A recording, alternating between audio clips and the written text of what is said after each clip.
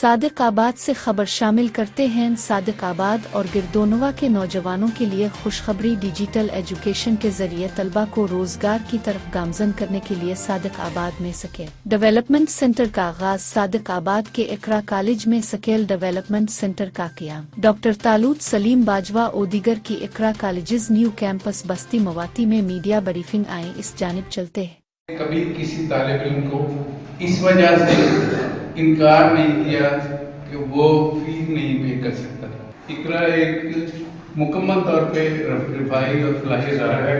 یہ جو سلائیڈ آپ دیکھ رہے ہیں یہ پاکستان کونسل فار فزیوتھراپی حکومت پاکستان کا ادارہ ہے۔